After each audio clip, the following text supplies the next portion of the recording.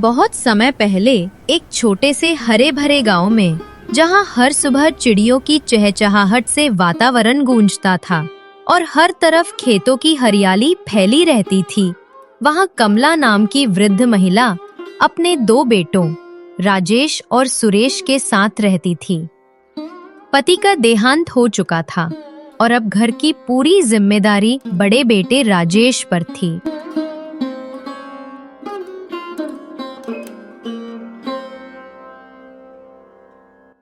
राजेश मेहनती और चालाक था। वहीं उसकी पत्नी कामिनी जितनी सुंदर थी, उतनी ही चालाक और महत्वाकांक्षी भी थी।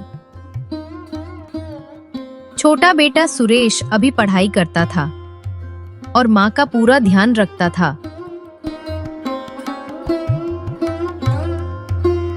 ये परिवार दिखने में सामान्य था, लेकिन हर किसी के अपने मन के संघर्ष और भावनाएं थीं।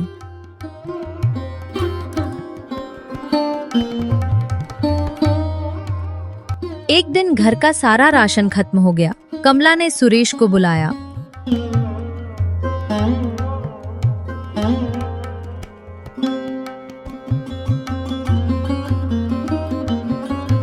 जी माँ, आपने बुलाया?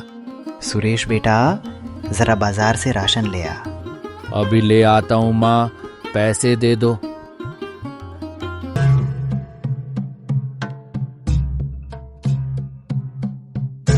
तभी वहाँ पर कामिनी आती है और बोलती है, माँ जी, मेरे पास तो पैसे ही नहीं हैं। आपके पास हो तो आप ही दे दीजिए। ठीक है बेटा, तू अपने भैया से ले लेना। हाँ हाँ, बड़े भैया की कमाई खाओ, खुद तो कुछ करते नहीं। सुरेश खेतों पर पहुंचा।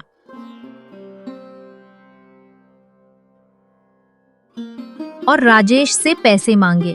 भैया, कुछ पैसे दे दीजिए, घर का राशन लाना है। कितने चाहिए? आपका जितना मन हो उतना दे दीजिए। राजेश 100 का नोट देते हुए, लो, ये रख लो। सुरेश राशन लेने चला गया।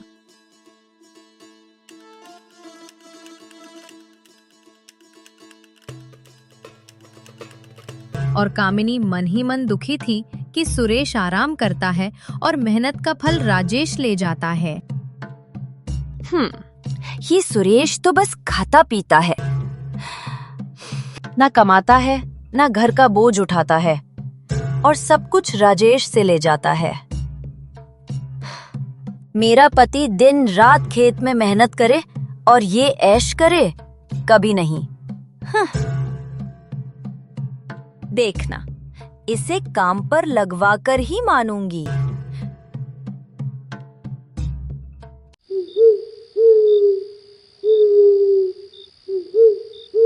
सांझ के समय कामिनी ने राजेश से अपनी नाराजगी जताई। आप खेतों में दिन भर पसीना बहाते हैं और सुरेश बस पढ़ाई के नाम पर आराम करता है। मुझे ये अच्छा नहीं लगता। पर वो अभी छोटा है। उम्र से छोटा होगा, पर काम तो कर सकता है ना। बस आपकी आंखों पर पर्दा पड़ा है। रोटी सबको चाहिए, पर कमाने वाला सिर्फ आप। ये कैसा न्याय है? पढ़ाई पढ़ाई करते करते उम्र निकल जाएगी, तब क्या करेगा? हाथ में हल तो उठाना ही पड़ेगा। तुम्हारी बात में दम तो है, लेकिन माँ क्या कहेंगी? माँ हमेशा छोटे बेटे का ही पक्ष लेंगी, पर घर चलाना तुम्हारा काम है या सुरेश का? फैसला तुम्हें लेना होगा। राजेश ने कामिनी की बात पर गंभीरता से विचार करना शुरू किया। अगली सुबह कमला ने राजेश से कहा कि सुरेश की स्कूल की फीस भर दे। बेटा, सुरेश की फीस जमा कर देना। परीक्षा पास ही है। अगर पढ़ाई छूट गई तो उसका भविष्य अंधेरे में चला जाएगा। अब वो खुद कमाए और खुद भरे, या फिर खेत पर मेरे साथ काम करे। मैं अब अकेला सबका बोझ नहीं उठा सकता। सही कहा आपने। पढ़ाई से अब तक क्या हासिल हुआ? दिन भर किताबें चाटने से घर नहीं चलता। खेत में आकर हाथ पांव चलाए तभी काम बनेगा।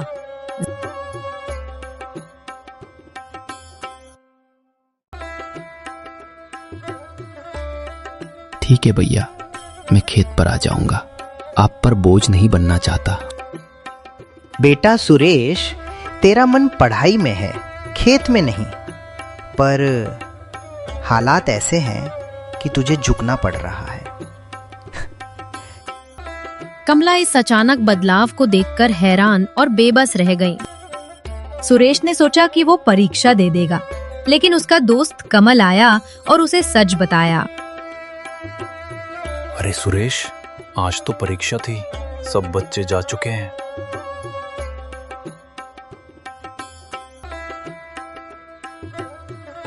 क्या? मुझे तो कल का याद था, अब तो सब खत्म हो गया। देखा माँ, ये है तेरे लाडले का हाल। किताबों में डूबकर भी सही दिन याद नहीं रख पाया।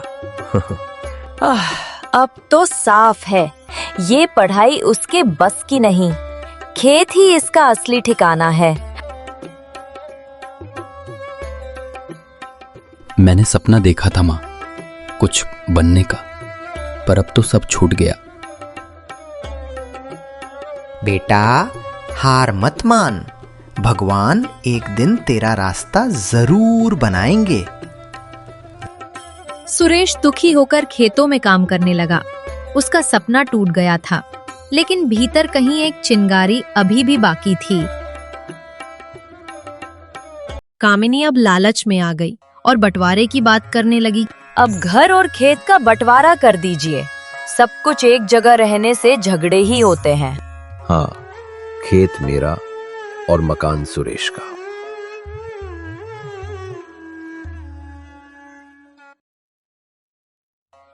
भैया, भाइयों में बंटवारा कैसा? घर तो सबका होता है। घर सबका होता है, पर रोटी कौन कमाता है? खेत में कौन पसीना बहाता है? सिर्फ मेरे पति। चुप रहे, मुझे मेरा हिस्सा चाहिए। मैं अब और नहीं सहूंगा। बेटा, घर को मत तोड़ो। ये वही आंगन है जिसमें तुम दोनों ने खेला है। खेत भी तो तुम्हारे पिता की आखिरी निशानी है।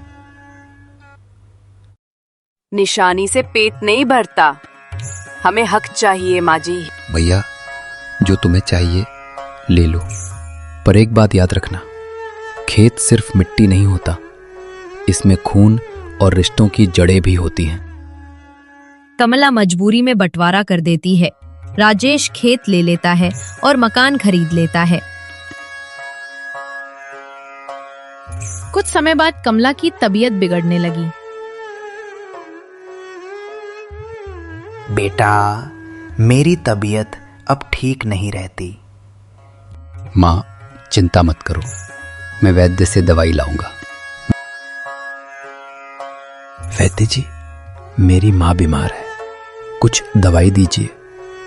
पैसे ना हो तो चिंता मत करो, ये दवाई ले जाओ, माँ ठीक हो जाएगी। सुरेश ने दवाई घर लेकर माँ को दी और उनका इलाज सुनिश्चित किया।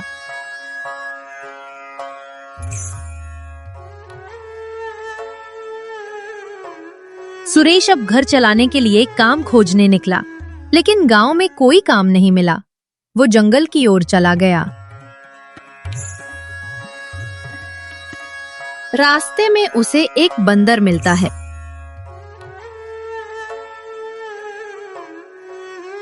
मैं तुम्हारी परेशानी समझता हूँ।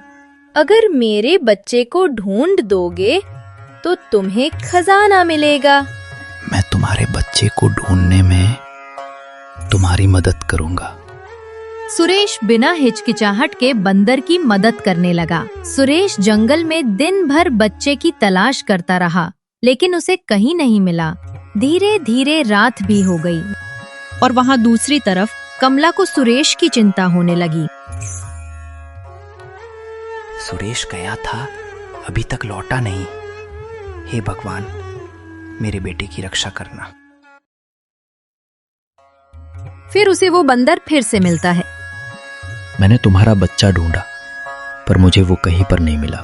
मैं इस मायावी जंगल का राजा हूँ। तुमने निस्वार्थ मदद की, इसलिए तुम्हें खजाना मिलेगा।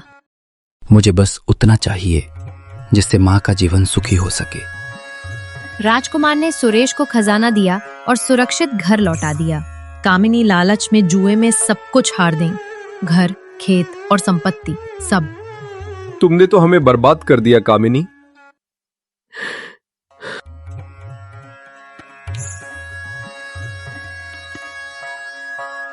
राजेश और कामिनी की आत्मा में पछतावा और उम्मीद की लड़ाई चल रही थी, लेकिन कमला की कठोरता ने उन्हें ठंडी हकीकत का सामना कराया।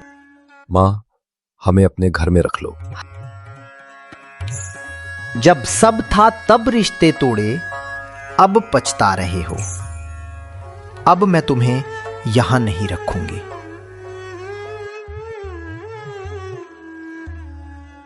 वहीं दूसरी तरफ सुरेश खजाना लेकर आता है और देखता है कि उसके भाई राजेश और भाभी कामिनी घर के बाहर माँ के सामने खड़े हैं। जो कुछ उसके साथ हुआ, उसने सारी कहानी अपनी माँ को बताई।